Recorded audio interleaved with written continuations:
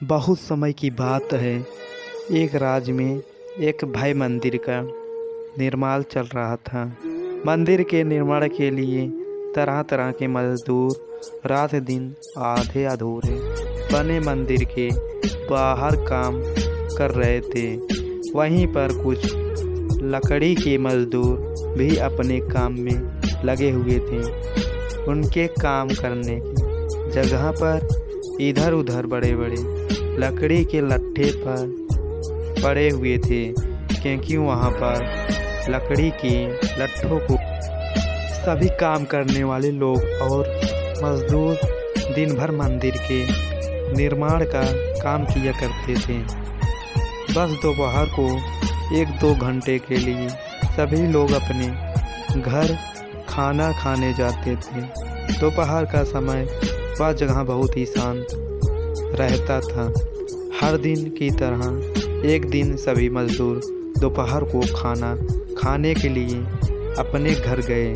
जाने से पहले मजदूरों ने लकड़ी के लट्ठों के बीच आधा चीरा लगाया और उसके बीच में एक कीला फंसा कर चले गए। ऐसा करने से लकड़ी को चीरने में आसानी होती है। मजदूर के जाने के बाद वह जगह सुनसान पड़ जाता था। तभी वहाँ कहीं से एक बंदर का झुंड पहुँच गया। बंदरों के झुंड में एक बहुत ही शरारती बंदर भी था। वह किसी की बात भी नहीं सुनता था और हमेशा ज़रूरत से ज़्यादा उछल कूद मचाता था। जैसे ही कुछ बंदर वहाँ की चीज़ों के साथ छेड़खानी करने लगे, तभी बंदरों के सरदार ने सभी बंदरों को पेड़ पर वापस आने का आदेश दे दिया। सभी बंदर उसी समय पास के पेड़ पर वापस चले गए, परंतु वह शरारती बंदर वहीं रुका रहा। वह बंदर नहीं लकड़ियों के लट्ठों के ऊपर उछल कूद करता रहा। तभी उस बंदर की नज़र उस कीला फंसाए हुए लकड़ी के लट्ठे पर पड़ी।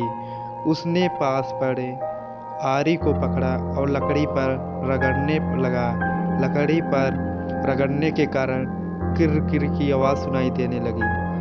कहा जाता है बंदरों की भाषा में किड़किड़ का अर्थ होता है आलसी और निकम्मा। ऐसी आवाज़ सुनते ही बंदर को बहुत ही गुस्सा आया और वह लट्ठे के बीच में फंसाए हुए किले की ओर से देखने लगा।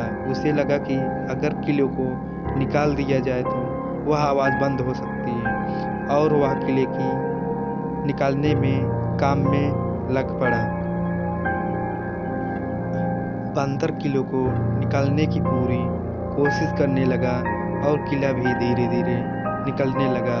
उसी खिंचावनी में लट्ठे के चीरा में बीच में बंदर की पूंछ आ गई।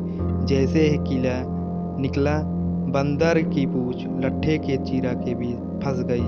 बंदर दर्द से चिल्ला उठा।